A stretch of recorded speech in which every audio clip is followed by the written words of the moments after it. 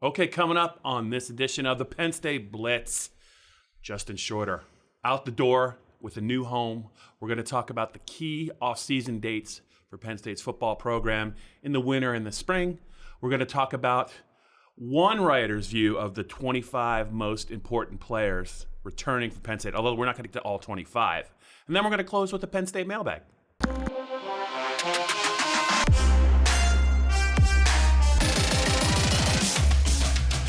So I know you're excited. So let's start with Justin Shorter on a Sunday afternoon. Yep. Not that we're mad about it. We had plans, but turns out he is now a Florida Gator, coached by Dan Mullen. I guess he had an official visit this past weekend.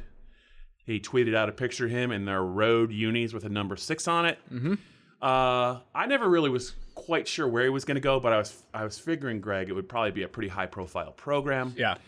They actually throw the ball a lot. So before we talk about maybe how it impacts Penn State, what do you think about this decision? I guess it was surprising to me mostly that he didn't seem to visit any other schools, or not any that we know of. Yeah. You know, a lot of times when guys enter the portal as early as he did, and that opportunity, of course, means college coaches from across the country were able to contact him, his parents, representatives for him, maybe a high school coach helped out. We don't know. But at any rate, you know, there's a long window of time for these schools to have contacted him. So the fact that, you know, there was some social media buzz that he was down in Florida during the dead period, I believe around the time of the Cotton Bowl, or maybe in early January, I can't remember. But at any rate, he was down there once before. He goes back once recruits of any kind, high school or current college transfers are allowed to visit campus. Once that period started, he goes down and pretty much commits on the spot. So he had clearly made his mind up. I'm sure that Florida was a school that he had considered during the recruiting process, at least a little bit, that it's hard to end up in a place otherwise as sort of quickly as he did without that. But it was just also, again, to go into the portal that early, and this was one of the questions we got a lot of was, you know, could Kirk Shiraka and or Taylor Stubblefield talk him into coming back to Penn State? And, you know, again, when a guy goes in the portal before the regular season ends, a month before the bowl game, there's probably more going on than just the fact that he doesn't feel like he's being used enough or developed enough or whatever. So there's probably little to no chance he was ever going to come back to Penn State. And, you know, it's another 5-star guy that doesn't necessarily pan out the way that we thought he would. Yeah, and, you know, it does seem on the surface like it's a good decision for him. I know they were going to lose a lot of receivers. We're still not sure if he's eligible to play this year. I would assume not. He's going to need a waiver, and there's really been nothing kind of speculated about that. You never know. But you mentioned it. So, you know, Julian Fleming talked about them, Penn State, during the recruitment. You know, I want to play in the national playoffs. Did they really develop? I'm paraphrasing. Did they really develop receivers? Justin Shorter was a 5-star. A lot of people thought he might be the top wideout in that 2018 class. Does it reflect badly on James Franklin and the Penn State wideout coaches, or is this just a case by case basis, and this guy just needed a fresh start? I think the answer can be both, and not to hedge my bets there, but I mean, think about it. Certainly, it reflects on Penn State that they've now had 4 receivers coaches in 4 years. Yeah. James Franklin has seemingly upgraded with every hire he's had to make. Except for, you know, not everyone, but he bats a pretty good percentage. I mean, you can argue, obviously, that maybe Ricky Ronnie replacing Joe Moorhead wasn't the right move at the right time. They still have had decent offensive numbers over the last couple of years, even though it hasn't worked out at the level that a lot of fans would like it to. So, I mean, for the most part, he's replaced coaches that have left fairly well. Maybe the receiver position, for whatever reason, is not one that is a strong suit for him when he's out interviewing guys. I don't really know what to make of that. But, you know, David Corley, obviously that was a situation where you couldn't pass on Jaywan Sider, so you had to move him to a role he really wasn't suited for. That marriage was pretty much ruined at the beginning. Yeah. Jarrett Parker comes in, but he's only here for a year. Marginal improvement, I guess, for the receivers. But you could make the case that there was no coach that taught KJ Hamler the things that he needed to move on to leaving school early to play in the pros. And I don't know how much you could say the other receivers developed. So, yeah, it's partially on that aspect of it for sure. On the other hand, we just haven't seen Justin Shorter make the kind of strike. And none of the receivers, him included. So I think maybe a fresh start was good for him. I remember one thing that Jared Parker kind of hinted at back before the 2020 season started when he more or less said, and again, paraphrasing, but that, one problem or issue is that sometimes guys get to a campus and they're not sure how to react to the fact that they're not all of a sudden, they're not immediately what they were expected to be or what we thought they would be. So I think that's a challenge too, just in the sense of, he needed maybe a fresh start to get away from those expectations and start somewhere fresh and new and not have that hanging over his head. Yeah, and to be fair, it's not like Penn State hasn't developed some pretty good wideouts during James's time here. Chris Godwin started to emerge in 2014, his true freshman season. Deshaun Hamilton had a resurgence in his final season. James showed a lot of confidence in him, and he was kind of rewarded for that. KJ Hamler obviously left school early, but his 2 years, his redshirt freshman and redshirt sophomore year, were both very good, and he's viewed, in NFL circles as he's not going to probably get out of the second round. He could go late in the first round. Yeah. So I just think you got to take the good with the bad. Justin Shorter, what he was not healthy his first year, and I think that really made the decision to redshirt him pretty easy. It's not like he didn't have some opportunities last year. You look at the Minnesota game. Right. He had a chance to be a difference maker in that game. Didn't turn out.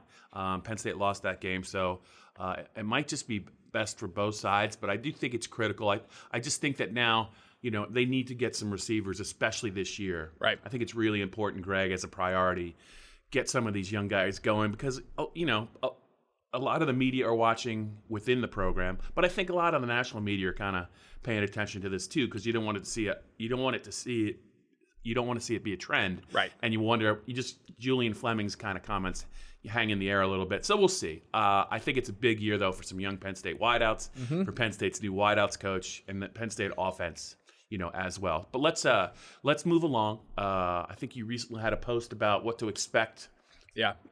From Penn State football in the coming weeks and months. You lay out a couple of key dates. So of the dates you talked about, what are the 2 or 3 of the biggest ones you think for the fans? Yeah, let me start with one we did include because I didn't think it was until next week. But this past week, 247 Sports released its final rankings, and Curtis Jacobs was bumped to a 5-star, the linebacker from Maryland. So he arrives in the spring.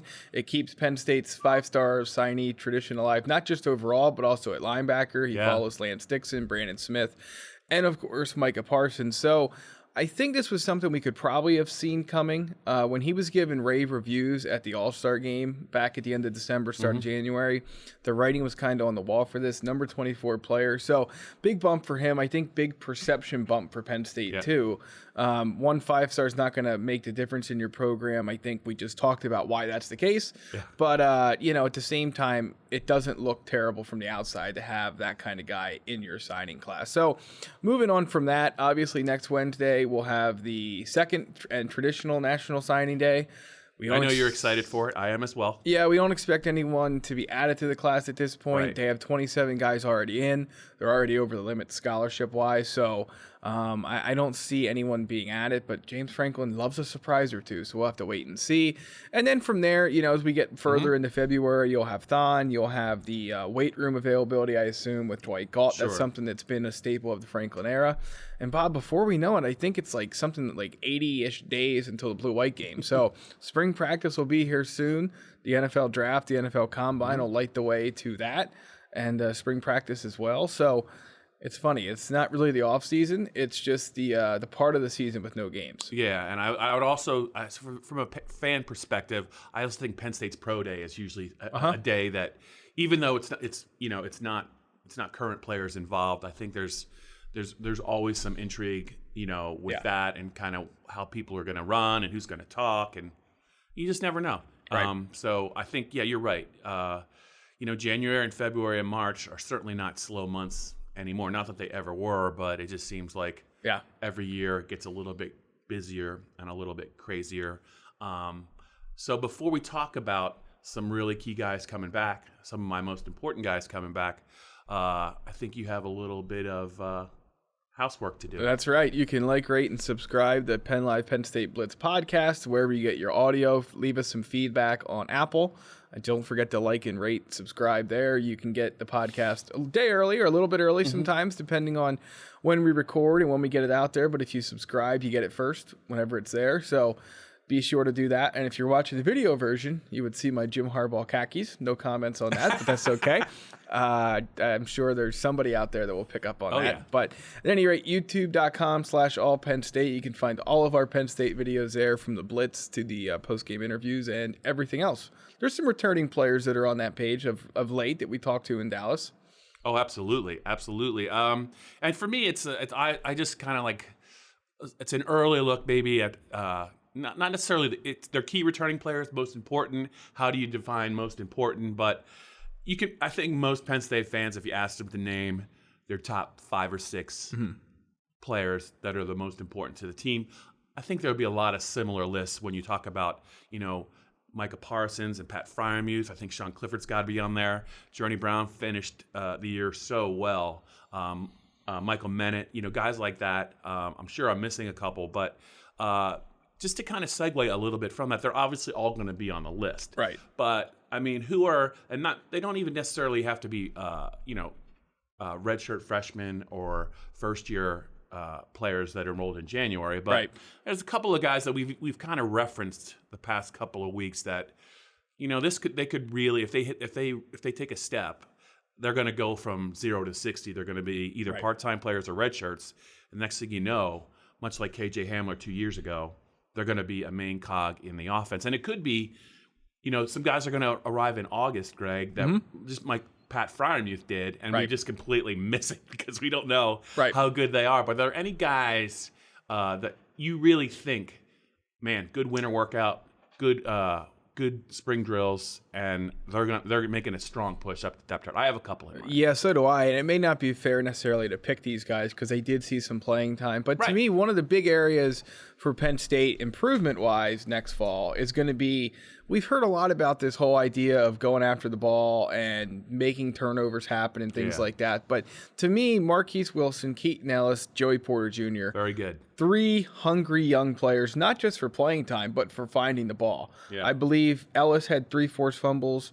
Porter Jr. and Wilson were a part of turnover plays in 2019. But one of those, if not 2 of those 3 guys, is going to step up and see more time than I think some veteran guys in the secondary will this fall. And it's hard to say which one it is because they're all a little bit different. And I think that each has a chance to grow his game in a different way during winter workouts, during spring practice. But to make the next step, Bob, they need playmakers, and they need the guys coming back to be the ones that make not just the regular plays, but also the kind of elite and game-wrecking, as James Franklin would say, plays that maybe they've been lacking from time to time over the last couple of years, especially in the biggest games. Yeah, let's talk about a couple players in the front 7 that really I think I'll mention 3 names. I have a funny feeling at least 2 of these guys are really going to be heard from in the fall. 2 defensive ends.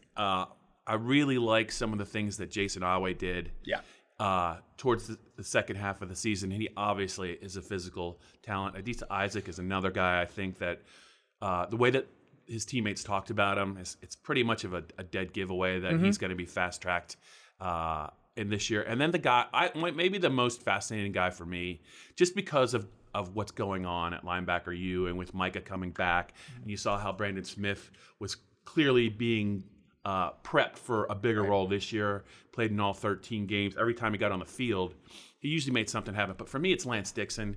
I think Penn State's linebacker room, and you talked about Curtis Jacobs being a 5-star, it's the most talented linebacker room, I think, that James Franklin has had. And you look at how they play their linebackers, you just wonder, how do you get somebody like Lance Dixon on the field if he's ready? Because you want to play Brandon, you want to play Mike, obviously. They have Jesse Luketa, Ellis Brooks, but I wonder if Lance Dixon can force the coaching staff's hand and say, look, he's got to play. Some of you guys are going to see some reduced snaps. Does Caden Wallace fit that bill on the offensive line? I think he does, only because I think his talent is hard to ignore. I think he's a tackle. I don't know that he's a guard. Maybe he can play both. But if he's a tackle, with Des Holmes coming back, who I think had a good year, I think Rashid's pretty much set at left tackle. I mean, the competition level in that room, I think, is significant, and it makes you wonder just about Will Fries. Does he need to take a step forward, or are these guys going to catch him? Right, no doubt about it. I am right there with you. And, the other thing I would say, too, is that when you look at returners and kind of to stay in that offensive line vein, you better be good on the offensive line, Bob, because they return a lot there. Veteran guys who have a lot of snaps, some all Big Ten accolades in their background. Yeah. And they have some really talented younger guys who are waiting in the wings, or in the case of Rasheed Walker, got his feet wet with the biggest role of his career last season. So then you have the C.J. Thorpe and Mike Miranda aspect. Yep. Which of those guys step? See, to me, we talked about this a lot last year, but I think you have to have 5 guys and roll with it. I just don't. There were times that maybe that whole rotation thing worked. That doesn't seem to be Phil Troutwine style. I wonder if it really wasn't James Franklin style either. And they just ponder how Kirk Ciarrocca will change things. They had some big tackles on that Minnesota team. I mean, those linemen were enormous. That one guy was 400 pounds. He was, yeah, and he moved like he was 250. Yeah. That's how we move sometimes, not often though. But yeah, so I just think that's one of the more fascinating groups to me. How do those returners and the guys that haven't seen snaps but are also back mesh to form what should be the best line in the James Franklin era? And just real quick, we talked about it a lot, but the running back room, to me, Devin Ford is the guy that can make a step forward. Not that he didn't have a bad first year, but the pecking order, I think, at the end of the season was pretty clear who 1 and 2 were. It was Journey, and if Noah was healthy, he was the guy. But, man, Devin Ford is a talented player. I think he's going to add some size, and it wouldn't surprise me if the pecking order is a little different at some point by midseason. I think he's that talent of a player. It's exciting to think about this Penn State offense, I think, if a couple of wideouts step forward, because I think they're pretty set at almost every other position. Should we get to the mailbag? Should we? I've been dying to get to the mailbag. I can't believe it's taken you this long to get to the mailbag. So I don't know if there's going to be any Super Bowl questions, because we might be doing something a little bit later. That's right. We'll save those for later. Super Bowl. Yes. So let's just go to a straight Greg Pickle, anything goes, Penn State football mailbag. Go. Should it be an all-out competition between Sean Clifford, Will Levis, and the other quarterbacks in the room entering spring practice, or should Kirk Ciarrocca give Sean Clifford the number one spot you could say that he earned during the 2019 season, and have those guys work with second-team reps? Maybe change your mind if something crazy happens. But I guess that's one question we've received a lot is, will there be a quote-unquote quarterback competition, or will it be Clifford's job right from the jump? I think there's perception, and I think there's reality. I think if you're the new OC and you're James Franklin, you're going to say it's, you have to win the job, because if you don't say that, then you really can't afford to bring a lot of quarterbacks in every couple of years. I think Will Levis still has a little bit. I thought there was a little bit of a separation there when you watched Will Levis play against Rutgers, and when you watched him in the Ohio State game. He struggled a little bit to make some plays in the passing game. I don't know if he was just wasn't really comfortable yet. I thought when Sean Clifford was healthy, he was better than a lot of people realized. I think he got beat up, and I think his play suffered as a result. I think you got to beat him out, and it's like a heavyweight fight. You got to knock out the champ. I don't think if it's close, I think it's Sean's job.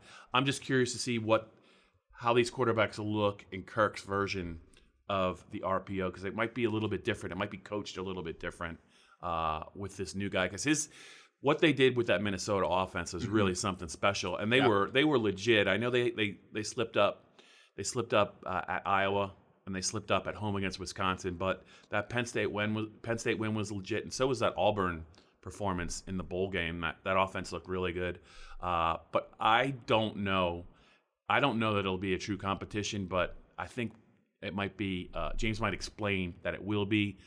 I think if Sean's healthy, Tommy wasn't healthy last year, or it might not have been. I think he is a loyal guy, and I think he really does like Sean Clifford. All right, best Big Ten road trip and why? You mean the games have to be on the schedule this year, or could I just pick any? Well, if you have the schedule memorized, go ahead. I do not. So no, I'd say go with any of them. This year. Well, let me just preface it by saying this. I think if I was going to a Big Ten road, or I was going to a road game this year, probably would be Virginia Tech early in the year. Yeah, although that's not a great stadium, so it's not. But it's drivable for a lot of people. It is drivable. And the weather should be decent at that point too. As much as I love the Merriman Street Grill and all those trips to Detroit for the Michigans and the Michigan States every other year, we're gonna go there. To me, I would always recommend. I really, really would recommend Madison, Wisconsin, number one, because I just think that's a really fun town. A lot of stuff to do. And I would recommend Minnesota as well. I would say this: you might want to go earlier in the year, right? If you get to the trip insurance if we're going later in the year, if you get to mid-November, anything's possible in that weather. Those are two really fun cities. Columbus is okay too, but those are mine. Have you ever been to Nebraska, Lincoln? Never been to Lincoln. That's coming up soon. I think you'll like that too. But it is a haul, man, to get there. Sure. I really like Wisconsin. That would be my pick. Better or worse than getting to Iowa? Your thoughts? Iowa's a bit of a challenge as well. It's 1-1A. It's 1-1A. You'll see on the flights what we have to do to get out to old Lincoln. All right, leave us some comments. Let us know where you like to end up in Big Ten country. But we're moving on. It's Super Bowl time. Let's get to it, Bob.